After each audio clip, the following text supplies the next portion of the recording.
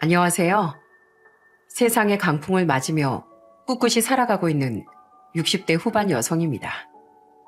저뿐 아니라 사람들은 모두 인생에 불어닥치는 바람을 견디면서 살아가는 것 같아요. 봄에 살랑거리는 살랑바람이든 천둥 번개를 몰고 오는 거센 비바람이든 말이죠. 저는 제게 불어오는 바람이야 이게 삶인 걸 어쩌겠어 하는 마음으로 모두 견뎠는데요. 부모의 입장으로서 그 바람이 자식에게 불어닥칠 땐 그렇게 가슴이 아플 수가 없더라고요. 제 사연은 바로 제 아들에게 불어닥쳤던 거센 바람에 대한 이야기입니다. 언니, 동생 혹은 누이의 이야기라고 여기고 관심 있게 들어주시면 감사할 것 같아요. 저는 통영 사람으로 남편과 둘이 식당을 운영하며 썩 좋지 못한 형편에서 첫째인 아들과 둘째인 딸을 키웠습니다. 고맙게도 두 아이는 투정 한 번 없이 착하고 건강하게 자라줬죠. 특히 사람 좋아하고 순했던 아들은 동네 사람들의 칭찬이 자자할 정도로 착했어요. 아들은 성인이 되고 서울로 상경해 인쇄소에 취직하고 나서부턴 빠듯한 월급을 쪼개 우리에게 용돈도 조금씩 보내주던 효자였죠. 그만 보내라고 해도 계속 보내기에 저는 그 돈을 한 푼도 쓰지 않고 모아뒀답니다. 비록 사는 형편이 어려워 제가 직접 돈을 보태주지 못해도 그 돈이라도 훗날 아들이 결혼할 때 쥐어주려고요. 하지만 제 나이 60대 초반에 남편이 지병으로 세상을 떠나고 얼마 뒤 저희 딸이 먼저 결혼할 때까지 아들은 결혼을 하지 않더군요. 그런 아들이 나이 41에 드디어 결혼할 여자를 데려왔을 땐 정말 뛸 듯이 기뻤죠. 심지어 예비 며느린 얼굴도 예쁘고 집까지 잘 사는 아이였어요. 일찍 사별을 혼자서 며느리와 며느리의 여동생을 키웠다던 예비 바깥사돈이 꽤 큰 중소기업을 운영했고 며느린 그 회사에서 일하고 있다고 했거든요. 솔직히 저런 아이가 왜 우리 아들과 결혼할까 싶을 정도로 며느린 외모와 조건뿐 아니라 성격까지 좋더라고요. 늘 보잘것없는 절 대단하고 똑똑한 사람이라고 치켜세워주는 좋은 사람이에요. 그래서 만난 지 7개월 만에 결혼을 결심하게 됐고요. 심지어 청혼도 진영이가 저한테 먼저 용기 내서 해준 거예요. 만난 지 고작 7개월 만에 결혼 결심을 했다는 말에 좀 걱정되긴 했지만 둘 다 모두 나이가 있으니 서두르고 싶다는 말에 이해했습니다. 양가 허락을 받자마자 두 아이는 상견례 전에 빠른 날짜로 식장부터 예약하더라고요. 하루라도 더 빨리 함께하고 싶다며 말이죠. 그렇게 아들과 잘 지내주는 것만으로도 고마웠는데 며느린 결혼 전부터 종종 아들과 함께 저를 보러 통영으로 내려와 줬어요. 그리고 올 때마다 어머님 하며 굉장히 살갑게 굴었죠. 결혼해서 경기도에 살던 딸은 착하긴 했지만 저희 아들처럼 좀 무뚝뚝했기에 새 딸이 생긴 것 같아 정말 좋더라고요. 상견례 자리에서 처음 뵌 바깥사돈도 그런 며느리처럼 성격이 호탕하고 좋은 사람이었습니다. 일찌감치 미국에 나가 살고 있다던 사돈 처녀는 상견례 자리에 참석을 못하고 결혼식 때만 잠깐 얼굴을 비추기로 했다고 했죠. 남자 혼자 그것도 딸을 둘씩이나 키워내시는 게 쉽지 않았을 텐데 정말 대단하세요, 사돈어른. 사부인이야말로 아드님을 어쩜 이렇게 착하고 건실하게 키우셨습니까? 전 장서방 처음 봤을 때부터 마음에 쏙 들었습니다. 서로 자식 칭찬을 하며 분위기는 훈훈하게 이어졌습니다. 그렇게 분위기가 무르익었을 때 사돈은 갑자기 저도 함께 자리에 있던 저희 딸과 사이도 깜짝 놀랄 만한 이야기를 하더군요. 제가 운영하는 회사가 있다는 건 아시지요, 사부인? 저희 회사 중소긴 해도 나름 오래되고 탄탄한 회사입니다. 여긴데 한번 보시겠어요? 사돈은 대뜸 휴대폰으로 자신의 회사를 검색해 보여주더군요. 얼결에 휴대폰을 받아서 보니 정말 몇 번 상을 받았다는 기사도 났던 회사더라고요. 대표 이름도 사돈의 이름이었고요. 그런데 솔직히 이걸 왜 보여주나 싶었어요. 설마 자랑하려는 건가 싶어 조금 떨떠름하던 때 사돈은 놀라운 이야기를 했죠. 사실 제 자랑하려고 보여드린 건 아니고요. 제가 사업을 하다 보니까 돈을 버는 것도 중요하지만 어떻게 투자하고 굴리느냐가 더 중요하더라고요.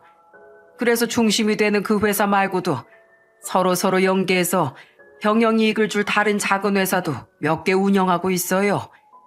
그리고 애들 결혼하면 그 회사 중 하나를 아드님에게 맡길 생각입니다. 이미 장서방하고는 다 이야기가 됐어요. 예? 저희 아들한테요? 말씀은 감사하지만 저희 아들은 아직 사업에 대해선 잘 모를 텐데요. 전문 경영인 같은 인재도 있고 두 따님도 있는데 왜 저희 아들에게 회사를 맡기려고 하시나요? 아들을 좋게 봐준 건 고맙지만 이상했어요. 회사 운영이 장난도 아닌데 그걸 평생 인쇄소 일밖에 안 해봤던 저희 아들에게 맡긴다니 말이죠. 저희 작은 딸은 미국에서 한국에 들어와 살 생각이 없고 그넨 이미 아까 보여드린 제 다른 회사에서 일을 하고 있으니까요. 그리고 사실 장서방이 젊은 시절 절 너무 닮았습니다. 저도 젊은 시절엔 막노동도 하고 구두 닦기도 하면서 정말 고생 많이 했거든요. 장서방을 보니까 사람이 거짓없이 성실한 게 꼭 저 시절의 절 떠올리게 하더라고요. 안 해봐서 그렇지 막상 일을 배우면 정말 잘해낼 거라고 믿어 의심치 않습니다. 인쇄소에만 두기 아까운 인재이니 제가 꼭 훌륭한 사업가로 키워주고 싶어요. 며느리 또한 옆에서 맞아요. 규성 씨 정말 잘해낼 거예요. 하고 맞장구를 치더라고요. 사돈도 며느리도 제 아들을 그렇게나 좋게 봐줬다니 참 고마운 마음이 들었죠. 그렇게 훈훈하게 상견례를 마친 뒤에도 아들은 순조롭게 결혼 준비를 이어갔습니다. 저는 아들에게 그동안 아들이 보내줬던 용돈에 제 돈을 조금 더 얹어서 돌려줬어요. 아들은 거기에 자신이 모은 돈을 보태 2억이라는 돈을 결혼 자금으로 마련할 수 있었죠. 그 돈에 나머진 사돈이 도움을 줘서 두 아이는 서울의 아파트를 신혼집으로 얻을 수도 있었습니다. 어머니, 저 인쇄소 그만뒀어요. 다음 주부터 장인어른 회사에 나가서 일 배우기 시작하기로 했거든요. 아들은 결혼하자마자 사돈의 회사에서 일을 배우기 시작했습니다. 그리고 얼마 뒤 정말로 자기 장인의 회사 중 무역과 수출 일을 하는 회사 하나를 직접 맡아서 운영하기 시작했다고 말했죠. 그리고 며느린 결혼 후에도 여전히 절 자주 찾아오며 제게도 전보다 더 살갑게 굴었어요. 어머님, 통영엔 충무김밥이 유명하다던데 우리 같이 사 먹으러 가요. 어머님, 오늘은 제가 진짜 맛있는 음식 해드릴게요. 그러니까 우리 같이 시장 가서 장 보고 와요. 전 중학생 때부터 엄마가 없어서 시어머니인 어머님을 만난 게 너무 좋아요. 아무리 아빠가 잘해준다고 한들 자식에게, 특히 딸에게 엄마가 얼마나 그리운 존재였겠습니까? 제가 엄마 같다는 며느리가 짠하게 느껴져 더욱 며느리에게 잘해주고 싶었어요. 저는 아들에게 항상 이렇게 말했죠. 새아가한테 잘해주려무나 애가 얼마나 마음 따뜻하고 착하니 먼저가 네 아버지를 떠올리면 알게다. 남편이 아내에게 잘하는 집만큼 화목한 집이 또 없다는 걸 말이야. 아들은 염려 놓으시라며 웃곤 했습니다. 저는 며느리가 저와 아들에게 더 큰 행복을 선물해준 복덩이라고 생각했어요. 후에 아들과 절 덮칠 엄청난 폭풍에 대해선 전혀 상상도 못하고 말입니다. 시간이 조금 흐르며 아들과 며느린 전처럼 저희 집에 자주 내려오지 못했어요. 아무래도 회사를 직접 운영하다 보니 아들이 많이 바빠졌거든요. 그래도 전 그저 둘이서 잘 살기만 하면 그만이라고 생각했습니다. 그런데 결혼 생활이 생각보다 여의치 않은 건지 아들은 한 번씩 제게 전화해 이런 말을 하더라고요. 어머니, 저 이 결혼 잘한 거겠죠? 뭐? 아이, 갑자기 그게 무슨 소리야? 너 새아가랑 싸웠니? 아니요, 그건 아니고요. 그냥 이렇게 사는 게 맞는 건가 싶어서요. 그게 아니면 뭐 일이 힘든 거야? 너 지금 회사니? 네, 회사에 앉아 있어요. 일이 힘든 건가 싶어 그럴 때마다 전 기운을 북돋아 주려고 노력했습니다. 그런데 오랜만에 명절에 본 아들은 여전히 안색이 어둡더라고요. 뭐랄까 근심이 많고 지친 표정이었달까요? 규성아, 너 정말 괜찮니? 평소 같았으면 명절 음식 맛있다고 밥을 2그릇씩 먹었을 애가 밥을 반 공기도 못 먹고 왜 이렇게 힘이 없어? 그냥 입맛이 좀 없어서 그래요. 저 괜찮아요, 어머니. 괜찮긴. 통화할 때도 목소리에 통 힘이 없더니 어디 아픈 거 아니야? 아가, 우리 규성이 진짜 무슨 일 있는 거 아니니? 저는 너무 염려되는 마음에 아무렇지도 않은 표정으로 밥을 먹던 며느리에게 물었습니다. 그러자 며느린 괜히 죄송한 표정을 지으며 이렇게 말하더라고요. 그런 거 없어요. 이 사람 집에서 원래 밥 잘 먹고 웃기도 잘 웃어요. 그냥 가끔씩 일이 너무 힘들 때마다 저러더라고요. 죄송해요, 어머님. 괜히 저랑 저희 아빠가 회사 운영을 맡겨서 이 사람 너무 고생시키는 것 같네요. 도리어 자신이 미안해하는 며느리에게 제가 더 무슨 말을 하겠습니까? 그저 그런 아들과 마찬가지로 일 때문에 바쁜 며느리를 위해 얼마 뒤 보약을 지어 보내주는 것밖에 할 수 있는 일이 없었죠. 그리고 아들에게 닥쳤던 엄청난 일에 대한 진실이 밝혀진 것, 아들이 결혼한 지 거의 2년이 다 됐던 어느 날이었습니다. 어머니, 제 인생은 망한 것 같아요. 저 결혼 완전 잘못했다고요. 그날 늦은 저녁 제게 전화를 건 아들이 대뜸 엉엉 울며 저런 말을 하더군요. 술이 취했는지 혀도 잔뜩 꼬여서 말이죠. 너무 놀라서 대체 무슨 일이냐고 묻고만 있는데 옆에 있었는지 화가 난 며느리의 목소리가 들렸습니다. 그리고 며느린 아들에게 전화를 빼서 제게 대신 사과를 하더라고요. 당신 지금 이게 뭐 하는 짓이야? 휴대폰 일이네. 얼른. 여보세요? 어머님, 놀라셨죠? 죄송해요. 이 사람이 오늘 회식이 있었는지 잔뜩 취해서 들어왔네요. 요즘 일이 힘든지 툭하면 다 저랑 결혼한 탓이라고 화내는데 저도 정말 너무 속상해요. 죄송한데 다음에 다시 연락드릴게요. 며느리의 인사를 마지막으로 통화는 끊겼습니다. 일이 얼마나 힘들면 애가 저러나 싶어 마음이 안 좋았어요. 그런 상태에서 잠을 청해서인지 그날 밤 꿈자리가 굉장히 사납더군요. 여보, 우리 규성이 나 대신해서 당신이 지켜줘야 돼. 어머니, 저 좀 구해주세요. 여기서 도무지 빠져나갈 수가 없어요. 죽은 남편이 피눈물을 흘리며 아들 걱정을 하질 않나. 아들이 늪에 빠져 구해달라고 애원하질 않나. 잠에서 깨보니 머리엔 식은땀이 흥건하더라고요. 너무 찝찝한 나머지 다음날 저는 식당 일을 하다 말고 아들에게 전화를 걸었습니다.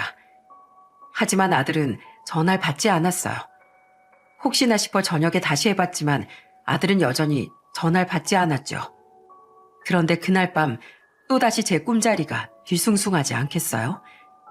그렇게 전 내리 3일을 악몽에 시달렸습니다. 하지만 아들뿐 아니라 며느리까지 계속해서 제 전화를 받지 않더라고요. 그래서 저는 결국 버스를 타고 6시간을 달려 아들 집으로 향하게 됐죠.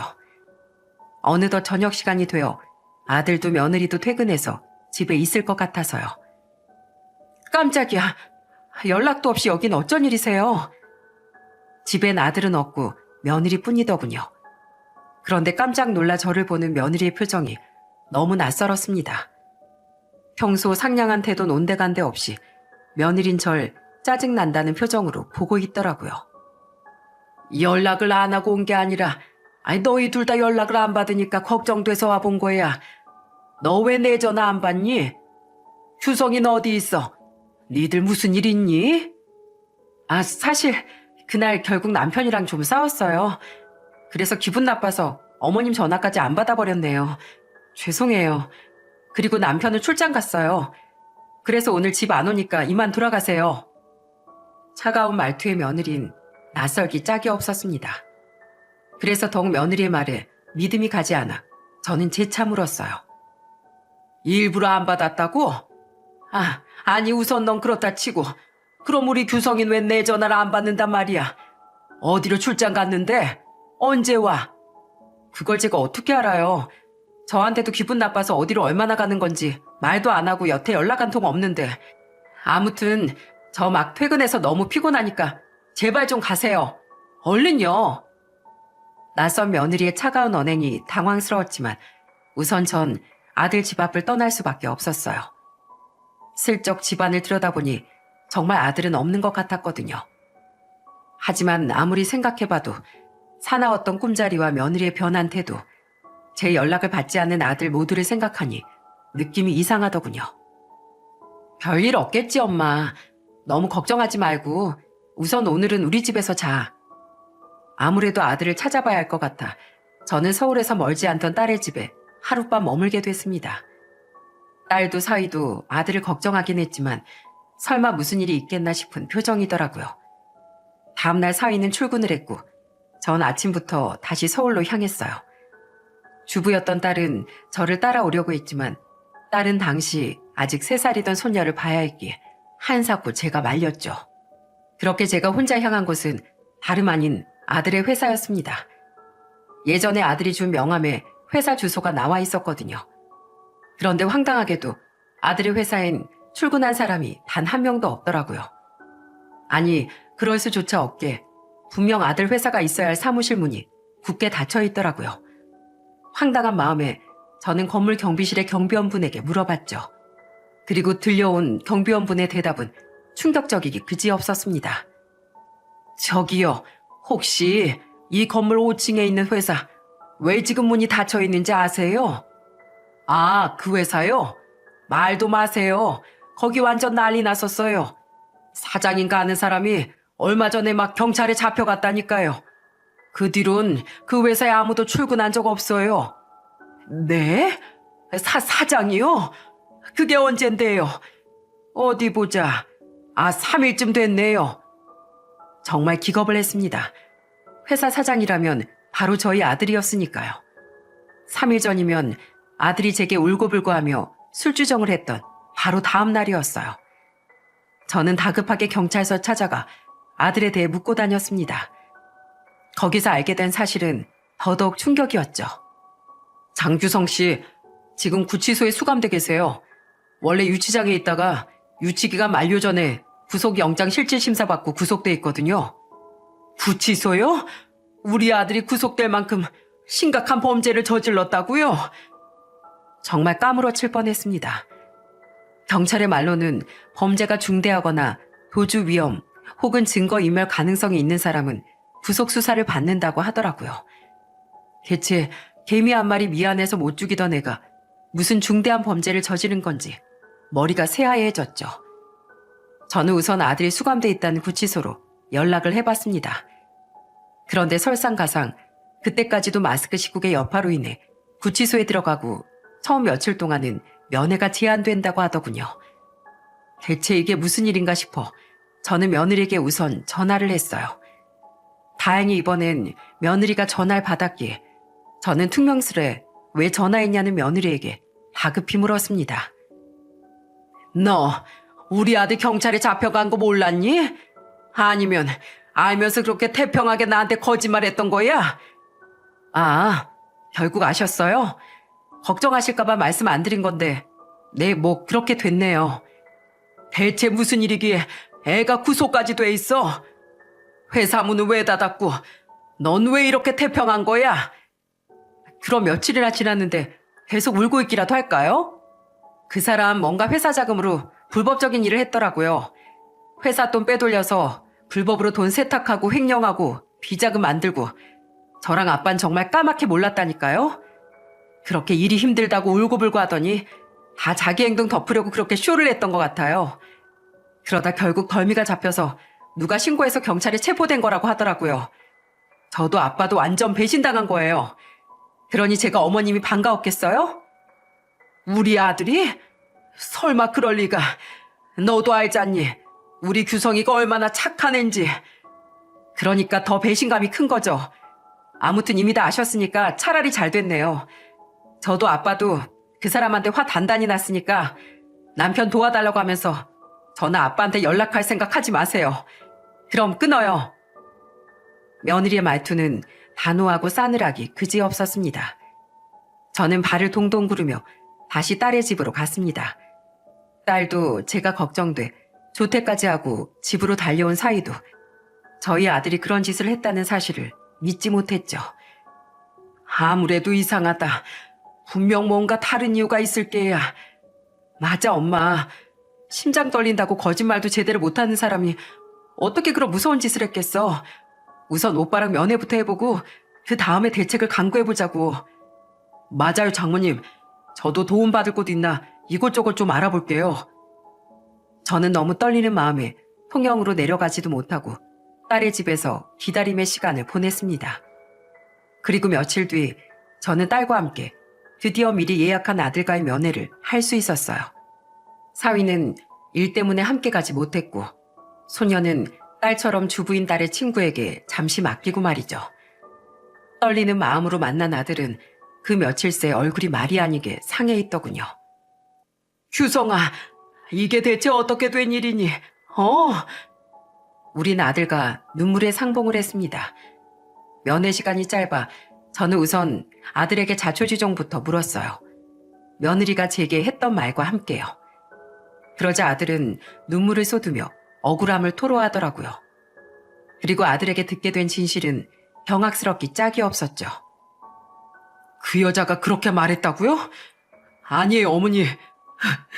저도 잘못이 없는 건 아니지만 저도 피해자라고요. 장인하고 그 여자가 절 이용했던 거예요. 널 이용하다니 그게 무슨 말이야. 제가 운영하던 회사요. 처음부터 뭔가 이상했는데 알고 보니까 무역은커녕 페이프 컴퍼니더라고요. 탈세나 불법 자금, 비자금 같은 거 마련하고 돈 세탁하려고 만들어 놓은 유령 회사요. 장인하고 집사람이 절 바지 사장으로 앉혀놓고 돈 세탁에 탈세, 비리란 비린 다 저지른 거예요. 그리고 그게 걸리니까 저한테 다 뒤집어 씌워서 제가 어디서 신고받고 출동한 경찰들한테 긴급 체포된 거예요. 그 인간들 처음부터 그렇게 범죄가 걸리면 저한테 다 뒤집어 씌우려고 절 그 자리에 앉힌 거라고요. 제가 회사 정체를 눈치챘을 땐 이미 너무 멀리 와버린 상태였어요. 처음부터 날 이용한 거냐고 따지니까 장인하고 그 사람이 그러대요. 이미 저도 공범인데 신고할 테면 해보라고요. 그때라도 전부 신고했어야 했는데 저 너무 무서웠어요. 이런 범죄 그만두자고도 애원하고 저라도 손떼게 해달라고 빌었는데 그 사람들 제 말은 귀뚱으로도 안 듣더라고요. 그리고 알고 보니까 장인은 이미 동정정가로 교도소에 한번 갔다 온 사람이었어요. 어디 그뿐이게요? 집사람도 4년 전에 한번 이혼한 사람이더라고요.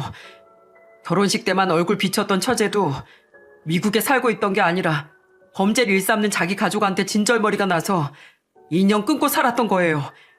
그 둘이 설득해서 결혼식 때만 멀쩡한 가족인 척 얼굴을 비쳤던 거더라고요. 어머니, 그 집안 완전히 사기꾼 집안이에요. 무서워서 저 그 인간들한테 벗어나지도 못하고 휘둘리다 결국 이 모양 이 꼴이 된 거예요. 제가 바보였어요. 그동안 말씀 못 드리다가 결국 이런 꼴을 보여드려서 죄송해요. 소름이 돋았습니다. 그 인상 좋던 사돈과 며느리가 그런 파렴치한 범죄자의 거짓말쟁이들이었다는 사실이 너무 충격적이었어요. 아들은 계속해서 울며 그들이 이젠 자기가 필요 없어지니 자기를 버리려는 거라고 했죠.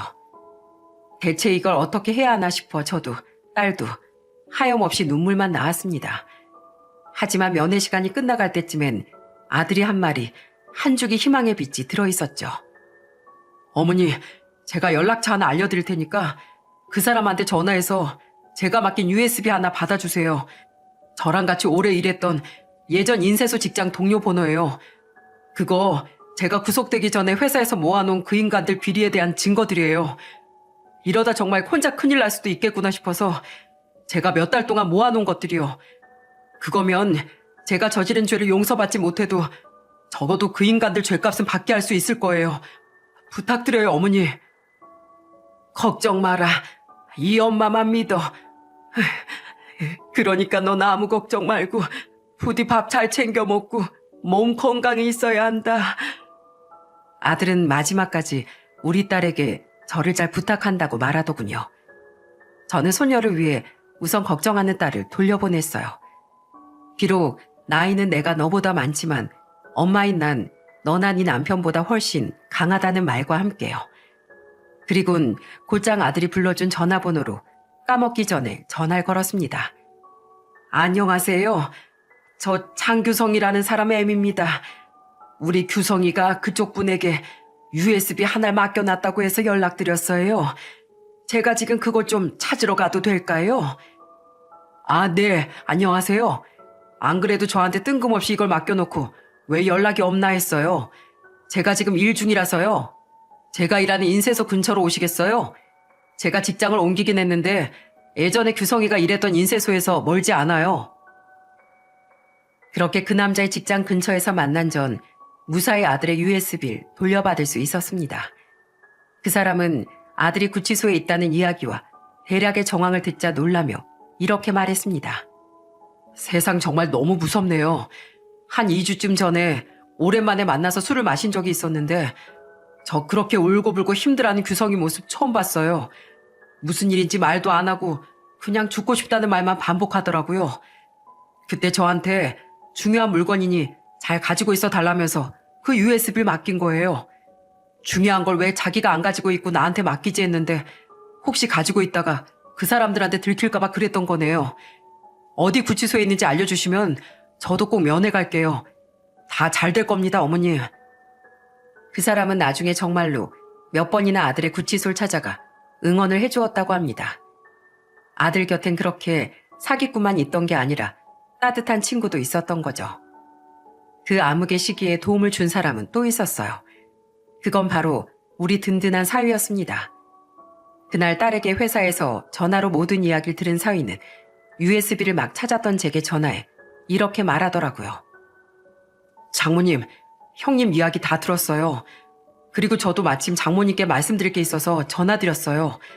제 친구 처가 쪽 친척 중에 실력 있기로 유명한 변호사가 한 분 계시다고 해요. 그래서 제가 꼭 연락처 좀 알려달라고 부탁했거든요. 그런데 마침 조금 전에 그쪽 변호사분이 직접 연락을 주셨어요. 감사하게도 자신이 도움 줄 수 있으면 돕고 싶다고요.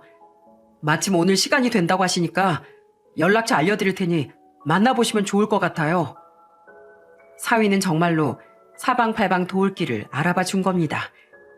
저는 고맙다고 말하며 사위에게 연락처를 받은 변호사에게 전화한 뒤 곧장 변호사 사무실을 찾아갔습니다. 그리곤 가자마자 모든 사정을 다시 자세히 설명하며 눈물로 호소했어요. 제가 수임료는 얼마가 됐든 꼭 치르겠습니다. 제발 저희 아들 좀 도와주세요, 변호사님. 수임료는 제가 적당한 선에서 최대한 저렴하게 해드리겠습니다. 집안 사람 부탁인데 당연히 제가 잘해드려야죠. 저는 그 변호사와 함께 아들의 USB에 담긴 파일을 열어보았습니다. 그곳엔 아들이 치밀하게 모아놨던 모든 증거들이 수두룩하게 들어있었어요. 사돈과 며느리가 통화로 아들에게 불법적인 일을 대놓고 지시한 통화 녹음 내용, 문자 캡처 내용, 온갖 비리를 직접 명령하는 대화 내용, 녹취 등등이 말이죠. 더 가슴 아팠던 건 그 대화 내용 녹음 파일 중엔 그들이 스스럼 없이 아들에게 쌍욕을 하는 파일도 들어있었다는 겁니다. 장인어른, 저 정말 더는 못하겠습니다. 이거 범죄잖아요. 우리 지금이라도 제발 그만해요. 저 정말 죽고 싶어요. 이 자식이 멍청하고 무식한 놈 주제에 넘치는 자리에 앉혀줬더니 어디서 그런 우는 소리를 하고 있어. 넌 공범이야. 철창 신세 지고 싶으면 신고하든가. 듣기 짜증나게 어디서 징징대는 소리를 하고 있어. 여보, 그렇게 징징대지만 말고 좀 열심히 해봐. 가족끼리 이 정도도 못해줘? 다 같이 잘 먹고 잘 살려고 이러는 거잖아. 어차피 공범된 거 좀 좋게 좋게 하자. 어? 당신 이러려고 나랑 결혼한 거야? 처음부터 내 손만 더럽히고 나중에 혹시라도 걸리면 당신하고 장인어른은 쏙 빠져나가려고? 좋은 게 좋은 거 아니겠어? 당신도 나 좋아했잖아. 당신만 입 다물고 계속 일 잘해주면 다 같이 돈도 벌고 행복도 한 거라니까. 그리고 이제 당신도 알잖아. 우리 아빠 이미 한 번 걸려서 교도소 들어갔다 온 거. 또 걸리면 진짜 그땐 형량 많아지니까 당신이 방패 좀 대줘. 당신도 일하다가 진즉 눈치챘잖아. 당신 회사 불법 페이퍼 컴퍼니인 거. 알면서 또한 당신도 아빠 말처럼 빼도 박도 못하게 공범인 거 알지? 그리고 당신도 그 일하고 돈도 받아갔잖아. 돈? 월급? 그 돈들 전부 당신이 관리한다면서 가져갔잖아. 난 처음에 당신 다 믿고 아파트도 당신 요구대로 당신 명의로 해줬어. 아주 단단히 미쳐서. 그래놓고 뒤늦게 공동명의로 바꾸자고 해도 싫대고 혼인신고도 안 해줬잖아 당신. 게다가 당신 한 번 이혼한 사람인 것도 모르고 속아서 결혼한 내가 대체 뭘 이득을 봤어? 나이 40 넘어서도 고작 인쇄소에서 일하던 인간이 그 나이에 이 정도 재력, 이 미모 가진 아내 만났으면 된 거지. 뭘 더 바래? 혼인신고? 한 침대에서 같이 자주는 것만 해도 감사한 줄 알아. 이 구질구질한 인간아. 우리가 시키는 일이나 노예처럼 열심히 하면서. 이 끔찍한 녹음 파일 외에도 아들이 흐느끼며 그들에게 수모를 당하는 수가지의 녹음 파일, 심지어 무릎까지 꿇고 제발 그만두게 해달라고 비는 듯한 내용도 녹음되어 있었어요. 그것들을 전부 듣는데 눈물이 멈추지 않았습니다. 아들이 그렇게 힘들었는지도 모르고 처가에 잘해라, 아내에게 잘해라 하는 거지 같은 소리만 늘어놓던 제 자신이 생각나 미친 듯이 화도 났죠.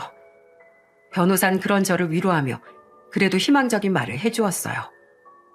그래도 이걸로 충분히 해볼 수 있을 것 같아요. 그들이 구체적으로 어떤 돈을 어떻게 불법적으로 처리하라고 요구한 문서들도 수두룩하게 있으니까요. 이것들을 다 몰래 모으기까지 용기가 많이 필요하셨을 텐데 아드님이 정말 용기 있게 잘하신 거예요. 범죄자가 될 생각에 두려워서 아무에게도 말하지 못한 건 충분히 이해할 수 있는 행동입니다. 솔직하게 자백하고 죗값을 받는다는 게 말이 쉽지 정말 큰 용기가 필요한 일이거든요. 게다가 아드님은 자기 장인하고 아내에게 가스라이팅에 겁박까지 수도 없이 받고 있었으니 더더욱 어려우셨겠죠. 이걸로 아드님 형량은 많이 줄여보고 진짜 범죄자인 그 두 사람도 법의 형벌을 받게 할 수 있을 것 같습니다. 하지만 어쨌든 아드님도 이 일에 가담한 건 맞으니까 바로 풀려나긴 힘들 거예요. 괜찮습니다. 우리 아들의 억울함을 조금이라도 입증할 수 있다면 그걸로 좋게 해요. 정말 감사합니다, 변호사님. 이후 저는 통영에서 한 번씩 아들의 구치소와 변호사 사무실을 오갔어요. 변호사는 정말 좋은 사람이었습니다. 몇 번이나 아들과 접견을 하며 더 나은 방법을 강구했고 열심히 발로 뛰며 노력해줬어요. 그 과정에서 알게 된 더 놀라운 사실은 상견례 때 사돈이 자신이 운영하는 회사라고 보여줬던 그 회사 대표가 사돈이 아니었다는 거예요. 이름만 같았을 뿐 그 회사 대표는 생판 처음 보는 얼굴이었죠. 사돈이 운영하는 회사 같지도 않은 회사가 진짜 있긴 했는데 그것도 떳떳하지 못한 일을 하던 회사였더군요. 거기서 벌어들인 돈을 세탁하고 탈세하며 비자금 만드는 일에 우리 아들을 이용했던 거예요. 처음부터 작정하고 그 두 연놈이 우리 가족에게 사기를 쳤던 겁니다. 아주 악질도 그런 상악질이 없었더라고요. 그렇게 모든 추가적인 증거와 자료를 가지고 저는 변호사를 통해 그들을 고소해버렸습니다. 그러자 그제야 그동안 제 연락을 받지 않던 며느리와 사돈이 통영에 있던 제 식당까지 찾아와 싹싹 빌더라고요. 사부인, 믿지 않으시겠지만 저희도 정말 몰랐습니다. 사실 저희가 따로 모신 회장님이 있는데 저희도 그냥 그분이 시키는 대로 한 거예요. 웃기지 마세요. 처음부터 작정하고 우리 속인 거, 우리 아들한테 대놓고 불법적인 일 시킨 거 내가 친 걸 직접 보고 들었는데 어디서 발뺌입니까? 그건 그래요. 저희가 알긴 알았는데 그냥 가족끼리 조금 더 잘 먹고 잘 살자고 간 일입니다. 제가 정가가 있으니까 장서방을 조금 더 앞세운 건 사실인데 가족끼리 그 정도는 해줄 수 있는 거 아닙니까? 장서방은 초범이니까 형량 조금만 받고 금방 나올 거예요. 그럼 그런 장서방을 우리가 모른 척 했겠습니까? 수고비도 챙겨주고 가족끼리 더 똘똘 뭉쳐서 잘 살아가겠죠. 그럼 다 해피엔딩인데 굳이 이렇게 고소까지 해서 가족이 전부 다 교도소에 갈 필요 있나요? 그렇게 가족을 생각해서 우리 아들한테 겁박을 하고 쌍욕을 했어요? 쟨 이혼했던 사실 숨기고 혼인신고도 안 했다던데 이 인간들이 어디서 끝까지 거짓말이야? 정말입니다. 혼인신고야. 요즘 애들이 애 낳기 전에 혼인신고 먼저 하나요? 애들도 천천히 하려고 했겠죠. 그리고 제가 장서방한테 일을 가르치다 보니 말이 험해진 건 인정합니다. 근데 그건 그냥 업무적으로 의견 차이가 있다 보니까 그런 거예요. 제가 장서방을 얼마나 아끼는데요. 업무? 무슨 업무요? 아, 우리 아들한테 범죄 저지르고 뒤집어 씌우려고 했던 불법 회사 업무요? 불법적으로 돈 세탁하고 비자금 만들고 탈세리 일삼는 그 거지 같은 거요? 그딴 것도 회사고 업무입니까? 이번엔 일이 잘못돼서 그렇게 된 거지. 저 막 맨날 불법만 저지르고 다니는 사람 아닙니다. 전 정말로 장서방을 좋은 사업가로 키우려고 옆에서 물심양면 도움을 준 죄밖에 없습니다. 그러니까 노여움 푸시고 호소 취하 좀 해주세요, 사부인. 예. 더러운 사기꾼 천성이 어디 가겠습니까? 그 인간들은 제게 고소 취하를 부탁하며 빌면서도 끝까지 거짓말을 해댔어요. 게다가 며느린 다른 방법을 써서 저를 회유하려고 했죠. 물론 전부 말도 안 되는 개소리였지만요.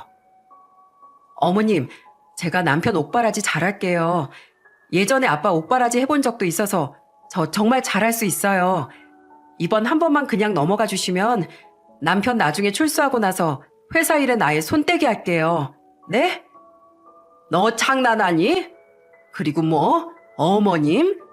혼인신고도 안 하고 이혼 사실도 숨기고 사기 결혼한 네 입에서 어머님 소리가 나와? 나한테 그동안 잘했던 것도 우리 아들한테 사기치려고 일부러 그런 거 이제 다 안다. 너 동생 미국에 사는 것도 거짓말이라며? 대체 너한테 진실이라는 게 있긴 하니? 그건 남편이 너무 좋으니까 별로 듣기 좋지 못한 제 진실을 알면 결혼 안 해줄까 봐서 그런 거예요. 저희 남편 진심으로 사랑해요. 저번엔 어머님이 갑자기 연락하셔서 제가 당황스러운 마음에 남편이 혼자 잘못한 거란 거짓말을 하긴 했는데요. 그것도 어머님한테 미움받기 싫어서 저도 모르게 한 말이라니까요. 저 정말 남편하고 오래오래 잘 살고 싶어요. 갈라설 생각 같은 건 전혀 없었다고요. 며느린 일이 이렇게 될지 모르고 자신과 자기 아빠도 피해자라며 제게 했던 거짓말에 대해 저런 말도 안 되는 변명을 내뱉었습니다. 그런데 그때 문득 좋은 생각이 떠올랐어요. 그래서 전 며느리에게 은근한 말투로 이렇게 말했죠. 그래, 그게 진심이었다는 거지. 근데 이 와중에 내가 네 말을 어떻게 믿니? 제가 어떻게 하면 어머님이 제 진심을 믿고 고소 취하해 주시겠어요? 말씀만 하세요. 그럼 지금 네 명인 아파트에 들어간 우리 아들 돈 2억 당장 나한테 보내라. 아니면 집을 우리 아들 명의로 지금이라도 바꾸든가. 네? 갑자기요? 그거랑 믿음이랑 무슨 상관인데요? 생각해봐라. 넌 우리 아들하고 혼인신고도 안 했는데 내가 고소 취하한다고 한들 네가 끝까지 우리 아들 배신하지 않을 거라는 보장이 어디 있니? 게다가 우리 아들 월급 관리도 다 네가 하고 있었대지. 집도 네 명이지. 네가 배신하면 우리 아들한테 남는 게 뭐가 있느냐 말이야. 그러니까 내 신뢰를 얻으려면 그렇게라도 하라는 거야. 어떡할래? 진짜죠? 그렇게 하면 진짜로 고소 취하해 주실 거죠? 일단 보내. 그러면 내가 긍정적으로 생각해 볼 테니까. 제 말에 며느리와 사돈은 얼굴에 화색이 돌며 당장 은행에 가서 돈을 보내겠다고 하더군요. 제가 진짜 며느리와 사돈을 용서해 주려던 게 아닙니다. 아들이 며느리에게 맡겼다던 월급이야 불법적인 일을 하며 받은 거니 없는 돈이었던 셈 치더라도 결혼할 때 아들이 집값에 보탰던 돈만은 억울해서 꼭 찾고 싶었어요. 집 명의까진 아들 앞으로 돌려주지 않을 게 뻔하니 일부러 2억이라는 돈이 상대적으로 적게 느껴지도록 집 명의까지 운운했던 거죠. 아니나 다를까 그들은 제가 던진 미끼를 덥석 문 겁니다. 그들은 제 식당을 나간 지 1시간도 되지 않아 2억을 고스란히 송금한 뒤 제게 전화를 걸었어요. 어머님, 저 돈 보냈어요. 확인하셨어요? 그래, 잘 받았다. 그럼 이제 고소 취하해 주시는 거죠? 네? 알았다. 내 지금 일하는 중이니까 나중에 변호사랑 얘기하고 연락하마. 그렇게 전화를 끊은 뒤 제가 변호사에게 그 일로 연락할 일은 없었습니다. 제가 미쳤나요? 고소를 취하하게요. 그 뒤 저는 며느리와 사돈의 전화를 대충 받으며 취하 진행 중이다, 생각보다 일이 복잡하다 등 성의 없는 변명을 하며 차일필 시간을 보냈어요. 그러자 자신들이 당했다는 걸 눈치챘는지 며느린 바짝 약이 올라서 또 전화를 걸었더라고요. 이 아줌마가 진짜 누굴 바보로 하나. 아줌마, 솔직히 말해봐요. 고소 취할 생각 없었죠? 먹튀한 거죠? 그걸 이제 알았니? 너랑 네 아빠도 처음부터 끝까지 나랑 우리 아들 속였는데 나라고 뭐 못할까봐? 멍청한 거니 순진한 거니? 하긴 그렇게 멍청하니까 우리 아들이 증거를 모으고 있을 거란 생각 자체를 못했겠지. 이제라도 알았으면 헛꿈 그만 꾸고 얌전히 벌 받을 준비나 해. 진짜 어이가 없어서. 그래요. 우리도 변호사 선임했으니까 어디 한번 해보자고요. 두고 봐요 어디. 그래. 어디 한번 해봐라. 하나도 안 무서우니까 이 사기꾼들아. 결국 어떻게 됐겠습니까? 당연히 저 말은 궁지에 몰린 며느리의 허세였어요. 확실한 증거가 수두룩했으니 결국 기나긴 싸움 끝에 승리한 건 저와 아들이었죠. 그들의 죄는 모두 인정됐고 동종 전가가 있던 사도는 징역 7년, 며느리는 징역 3년을 구형받았습니다. 게다가 물게 된 추징금만 해도 상당히 많은 금액인 걸로 알고 있어요. 또한 그들 위에 누군가 있다던 말은 정말이었는지 그들과 연관돼 있던 다른 비리자들까지 줄줄이 엮여 구속되거나 법의 처벌을 받게 됐죠. 그리고 저희 아들은 아들이 제출한 증거들과 반성의 여지 등이 모두 정상 참작되어 징역 1년을 구형받았습니다. 아들도 그들에게 휘둘렸든 어쨌든 간에 그들의 행동에 가담한 것이니 그만하면 정말 많이 감형이 됐던 거예요. 마지막으로 며느리를 마주친 날 며느린 절 표독스럽게 노려보며 이러더군요. 아줌마 아들 멍청한 줄로만 알았더니 몰래 증거 모으고 가는 여우 같은 짓도 할 줄 알았네. 내가 사람을 완전 잘못 봤어. 진짜 더럽게 재수없네 아줌마. 짜증나니까 우리 영영 얼굴 보고 살지 맙시다. 나야말로 바라는 바다. 너랑 네 애비가 드디어 죗값을 받는구나. 넌 평생 정신 차리지 말고 그따위로 살아. 그래야 평생 하늘이 내리는 천벌 받고 불행하게 살지. 너 우연이라도 내 눈앞에 나타나면 그땐 법이 아니라 내 손으로 직접 심판을 내려줄 거야. 알았어? 옥살이 어디 한번 잘해봐라. 제 말에 며느린 침을 뱉으며 사라졌습니다. 그런 천박한 본성을 모르고 딸 같은 며느리라고 좋아했던 과거의 제 자신이 정말 싫어지는 순간이었죠. 이후 저는 변호사님과 아들의 USB를 맡아준 지인, 변호사를 소개시켜준 사위의 친구 모두를 직접 찾아가 감사 인사를 전했어요. 또한 소송이 끝날 때까지 저와 함께 울고 웃으며 고생한 딸과 사위에게 지금까지도 늘 고마움을 잊지 않고 있답니다. 제가 돈으로라도 고마움을 표하려고 해도 가족끼리 당연한 일을 한 거라며 딸도 사위도 기겁을 하고 거절했거든요. 그렇듯 정말 많은 사람들의 도움이 있었기에 아들은 5달 전 무사히 출소할 수 있었어요. 희대의 사기꾼들인 망할 푸년 아직도 열심히 교도소 생활을 하고 있고요. 출소하기 전 아들은 한동안 정신을 못 차리고 교도소에서 많이 힘들어했습니다. 때문에 저도 딸과 사이도 그런 아들을 한 번이라도 더 찾아가 힘을 주기 위해 노력했죠. 덕분인지 아들은 출소하고 나서는 정신을 많이 다잡았습니다. 새벽마다 나가지도 않던 교회에 나가 회개하고 자신이 저지른 일에 대한 반성도 많이 하고 있는 것 같더라고요. 아들, 일은 어때? 다시 시작하니 할만하니? 네, 역시 전 이 인쇄소 일이 좋은 것 같아요. 이제 앞으로는 다른 직업에 관심 갖지 않고 쭉 이 일만 하려고요. 나중에 인쇄소를 차려도 좋고요. 다행히 아들은 전에 일했던 인쇄소 사장님이 받아주셔서 다시 그 인쇄소에서 일하고 있습니다. 한번 그만둬 보니 원래 하던 일의 소중함을 알겠다며 아들은 아주 열심히 일을 하고 있어요. 그렇게 아들은 조금씩 과거의 상처를 이겨내며 전의 밝은 모습을 되찾아가고 있죠. 아들이 막 출소했을 때 한 번은 제게 이런 말을 한 적이 있습니다. 어머니, 사실 전 이제 2번 다시 다른 사람을 믿지 않겠다고 다짐했어요. 사람을 믿은 대가가 너무 커서요. 근데 그렇게 각박하게 살면 오히려 제 인생이 더 손해라는 생각이 얼마 전에 들더라고요. 그렇다고 또다시 사람을 무턱대고 믿겠다는 건 아니고요. 조금씩 마음의 문을 여는 연습을 하면서 세상 보는 눈을 키워보려고요. 세상은 아는 만큼 보인다잖아요. 어머니, 저 같은 실수 반복하지 않고 잘 살아갈 수 있겠죠? 아들은 그렇게 언젠가 다시 사람에 대한 믿음을 가질 수 있게 노력하겠지만 더 이상 결혼은 하지 않을 것 같다는 씁쓸한 말을 덧붙였습니다. 그리고 바보 같고 못난 아들이라 죄송하다며 결국 눈물을 보였죠. 그런 아들이 너무 안쓰러우면서도 해줄 건 위로뿐이라 저는 그저 따뜻하게 안아줄 수밖에 없었어요. 제가 아무리 옆에서 힘을 준다고 한들 아픔을 이겨내고 더 강한 사람이 되는 일은 아들 스스로 할 수밖에 없는 일이니까요. 그때 전 정 혼자 지내기 힘들 것 같으면 서울살이를 그만두고 통영에서 저와 함께 사는 건 어떠냐고 물어봤습니다.